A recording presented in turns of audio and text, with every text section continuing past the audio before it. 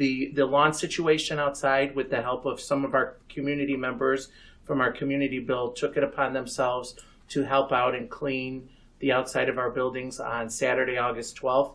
Thank you for all of those that helped. And then on Sunday, we had some families that just came out, and even though they couldn't get into the inside of the courtyard here, but they started pulling weeds along the outside of the building. So those families know who they are. Thank you for your help. We appreciate it. Both buildings are done. We're ready to go. They're clean. If you came in for registration today, Lee looks just as good. That hallway was shining bright in the hallway. Those teachers' classrooms are all ready to go. We have a recommendation on the table that we want the board to think about, but there was a request made by our director of buildings and grounds. He's looking to hire an apprentice. He would like to hire an apprentice, and this individual would be kind of his shadow. He would work more on doing preventative maintenance on a lot of our heavy equipment stuff, things that our local custodial guys cannot do. And by having a preventative maintenance program in place, we then keep our equipment working longer, better, more efficiently. Whereas if our custodial guy, if our director of buildings and grounds doesn't get to cleaning out a fan or cleaning out, greasing up a chain or a pulley, that could cause for wear and tear down the line and then something falling apart. So, one of the things we talked about as a committee, and again, the Buildings and Grounds Committee has exterior community members that also sit on our committee, and unanimously, there was a vote of 4-0 in favor of coming forward to present to the board at a future meeting the possibility of hiring an apprentice to work with our director of buildings and grounds to, like I said, work predominantly just on our heavy equipment, our chillers, our boilers, working with fans to make sure that everything is functioning properly. So that's kind of what our meeting was about. We walked to buildings that night after the meeting, and we couldn't be happier with the way both buildings look and are ready to go for our August 28th first day back. So there isn't a recommendation tonight. There's something that down the line we'd like to explore further, but that's kind of the gist of what this apprentice would do, and this individual would strictly be working on those types of maintenance issues. As you're working on this proposal, something for, I would like you to consider in a sense is, working with the finance committee or with the budget to see, because as Dr. Schilling did state that we're doing okay, but next year we're still looking at between $600,000 to $800,000 to cut, and we really need to be mindful to try to keep that money. Oh, believe me, in the classroom as much as possible. I was I'm just, voicing, as you're just thinking about. I was voicing the whole time during our committee meeting that we don't have any money, but when you weigh the pros and the cons, and we have experienced committee members that are in those fields. I have a guy who's on HVAC. I've got a certified electrician. I've got a custodial guy who works at another school district. These guys all agreed, even though I kept saying we have no money. They were like, but Pasquale, this type of individual could save money in the long run for the district, because now this equipment is running more efficiently, and we have a preventative maintenance plan where we're greasing things more regularly, we're changing filters more regularly. Am I missing anything? I mean, just that's the kind of mindset we have to think that, I think the return on investment will come as, And also that frees up then our buildings and grounds director to go more, look out to see if there's any grants for buildings or grounds. As his counterparts do. So, I mean, we could get, for energy conservation and stuff, you could get the grants and looking for those types of grants, and grants for the automatic lights that shut off and everything. Every time you could shut off a light and save some electricity in these buildings, it's a lot of money. So there are some good benefits to it. And as we know, though, we're short on money too. So it's... Is there a way to kind of come up with a master list of our big, like our boilers, our air conditioners? I mean, the things that are necessary for school to be open, but like the life expectancy, like how old they are, like how old is the furnace at the boiler at Lee? What is truly the life expectancy of a boiler of that size? Because I think that information would be beneficial in looking into this position and looking into this addition. I mean, we can, obviously, when we decide to move forward with this position or make the recommendation, we'll definitely do our due diligence and get as much information from our buildings and grounds director. But right now, all I can tell you is those types of preventative maintenances aren't being done routinely and regularly, because he gets pulled into a million different directions. If the custodial guy's calling sick, he's got to cover for them at whatever school has the deficiency. So he's, so this person would strictly be doing that type of work. But just something to everybody to think about. And before I close my report, I really want to say that Patter, our buildings and grounds director, did a phenomenal job this summer in getting these buildings ready. And Andy and Mike, our custodial guys, work just as hard. So please, when you see those guys, just thank them for the work that they did, because the schools do look great. So that's all I had. Thank you. Finance, Mr. Giulio.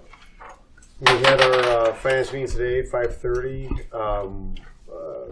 Tim, myself, Sylvia from the community members, and Patty was there along with Dr. O'Malley.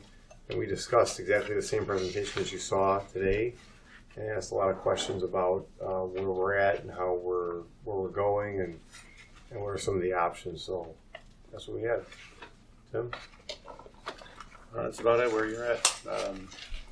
Moving forward, it's a task of seeing where we're going to end up, seeing what happens in Springfield, and that's could possibly change for the better or for the worse. For us at the moment, we really don't know.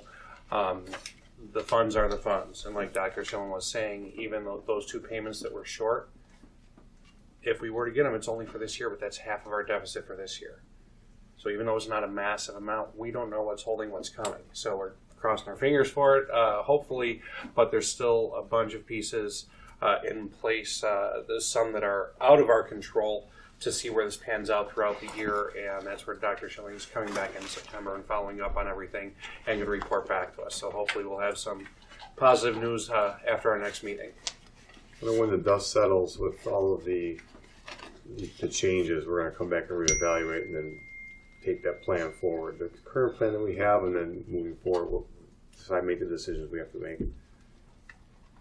So, just to add one more thing, I did go to your presentation from Senator Melro and Representative Marsowick, in a sense, and the question that I asked is that the state makes a promise of $100 that they're going to give to the schools, and the schools are supposed to budget based on $100, but then later on they say, you know what, we're going to give you 91 cents on a dollar, or 89 cents on a dollar. The numbers that you're talking about in Senate Bill 1 or 100 or whatever the new number is it a promise to pay what you're paying us, or what the promise was, the original promise? And their answer was hope. And then the second part of it is Marshwick said he couldn't guarantee anything. Yeah. So we're back to square one. And so we need to hope that we're going to get the payment that they promised, but past practices has always said don't count on it. So you're in a catch-22, and so that's the gist of that meeting, in a sense. Right. So. I couldn't go to that meeting, but I did watch it online, and I have to say that I was very disappointed in the response that one of the delegates gave back to Servo's question, because I felt like he skirted around the question. He really didn't answer it directly. So there's just so much uncertainty downstate with funding for the schools right now that we just got to wait till the dust settles. Great, thank you. Park District. Park District, I think it's fair to say we're pretty close. Ran into a small speed bump, but we'll be discussing that shortly. As long as there's an agreement between two sides, I think we should have a contract ready to sign pretty soon. And did you want to make a recommendation for the current thing on the agenda, or? Should I wait till there? Which is Do it now. right We can do it now. Okay. So also going with the Norwich Park District on the agenda under action items, 17A, motion to approve Norwich Park District lease agreement. I'd like to make a motion to table that and bring it into closed session for discussion. And I'll second it. Just a voice. All in favor? Say aye. Aye. Anyone opposed? Great. Thank you. Communications. Lots going. I'll start and then you can. Lots going on. We actually our homepage Norwich page is the link is active and ready to go. We're taking applicants for our communications committee. We want to bring some community members on board. If you got your water bill in early August, you saw that the Village of Norwich was gracious enough to give us a spot where we could announce that. And the process is in place. If you're interested in becoming a communications committee member and joining our team, just go on to the webpage and fill out the link. And once we get the individuals that Jen and I will review, and then we'll make our recommendations to the board, and then we'll start the interview process. So, anything else? You got it all. Okay. Any questions? Yes. Has there been any new? I know I keep pushing. It's been brought up. Has there been any work on the idea to notify the bilingual parents or make it more prominent to where they can get the information in the different languages? They moved it to the top of the So It's on the top. So that's at the top. Is there? We The also top mentioned is letting them know that at registration, or will they get that with the school? Will it be in a Friday folder? Because my feeling is, if I go onto a site and I can't find something, I don't go on back to that site. So I'm just offering a suggestion, and maybe that can be something that's sent home in the Friday folders or something, maybe in those languages, saying we have revamped. It's easier access. We want you to be a part of the school with your children. Just something that we know gets to them. Well, one of the things that, if we had money, one of the things that I think should be looked at is definitely our website. I don't think that our website is user-friendly.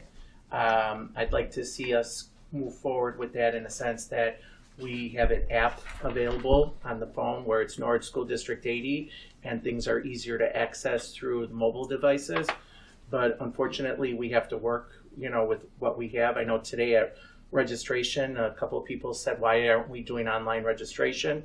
Something like that, we would have to completely overhaul our own system, which costs money. So, there's a lot of infrastructure things that need to be addressed, but because of the lack of money, we have to work with what we have.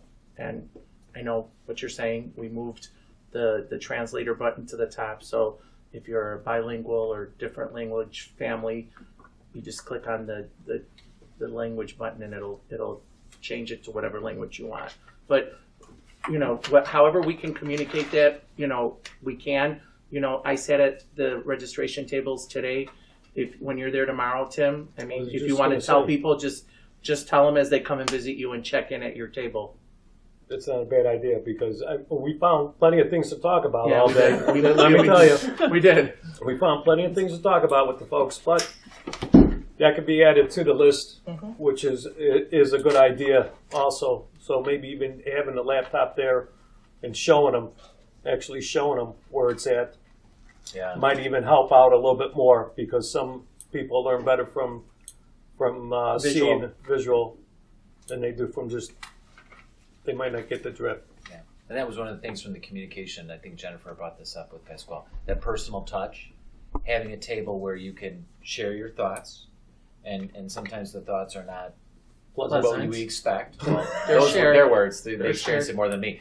And we don't disagree with anything that's being said out there, but I think it's that personal touch that we have. But if you want the communications to go a step further and write an additional letter, we can do that in our Friday packet. That should not be an issue. But I think what their approach was to have that discussion, get some feedback, and then present rationale as to why the process is what the process is, or why certain things, we were able to do certain things versus not being able to do other things.